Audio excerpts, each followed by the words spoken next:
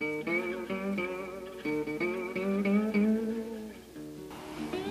a famous painting that I remember seeing on the wall of my grandparents' house when I was a young boy. It's famous. It was in many Protestant homes when I was young. It's like that famous Jesus painting from the 1950s as well. It seemed to be that with the Queen. I don't know if you, those of you who are not in Canada, we used to always have like paintings of Jesus or paintings of the Queen hanging in our houses when we were young. But there was this one particular painting that used to really stayed with me. And it was an image of an old man, and he was sitting at his kitchen table, much like I'm doing here right now.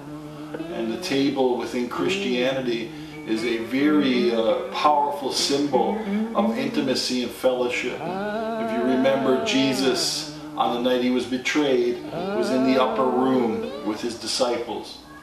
And there they had communion with each other. They broke bread and they drank the wine. But it was in that room where John was there by his side and laid his head upon Jesus' bosom. And John really, to me, is about, he's the beloved. He's the one who when I consider somebody who I would like to be like, or to emanate, or to aspire to, would be the Apostle John, for his intimacy with Christ there at the table.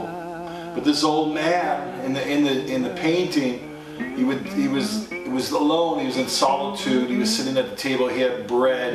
He may have had some cheese. He may have had a cup of tea. And he was an older man with a white beard, and his head was bowed, and his hands were in the place of prayer. And there he was giving thanks for the food that he was eating. And to me, that image of prayer from that old man was something that stayed in my heart.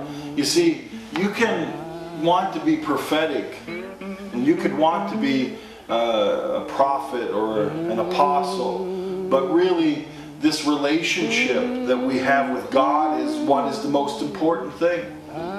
It's the place of relationship, from the place of relationship with God, that we begin to hear the sound of his voice. And as we hear his voice clearly, then we become more prophetic.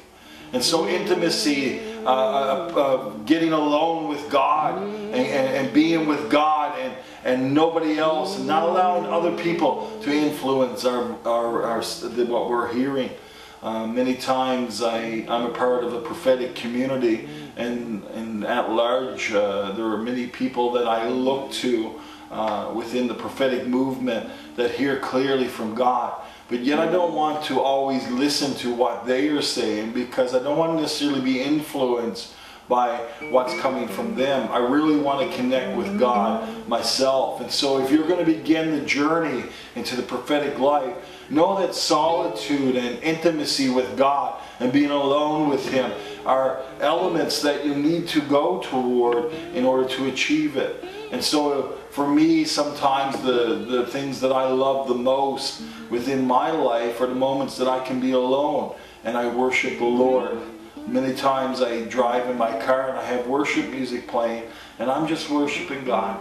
There's always a song within my heart. I'm always rejoicing. I'm always praising God. I'm always connecting with him, thanking him for what he's done and thanking him for what he's going to do. As I do that, God speaks more deeply to me. So the key, I guess, that I'm trying to put forward to you today is communion. Sitting at the table with Jesus, sitting at the table with God, and placing your ear upon his chest and staying there until you actually hear the sound of his voice. The scripture says that Jesus only did what his Father told him to do, and many times you will see images of Christ going to the mountaintop or going into the garden to be alone, to go pray. And he actually spent 40 days in the wilderness by himself, connecting with God. And so the prophet, the prophetic person, is a person that goes into solitude. He will separate himself or herself in order to hear God's voice. more clearly. So I hope that helps. That's one more key into the prophetic life. This is one more key for you personally. I pray that as you go deeper into God, it gets more easy for you to hear. But you know, you'll get there. Just know that you're going to get there. As you seek Him, you will find Him when you seek Him with all your heart.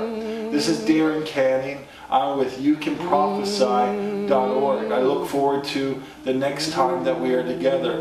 I pray that between now and then that you get activated more and more.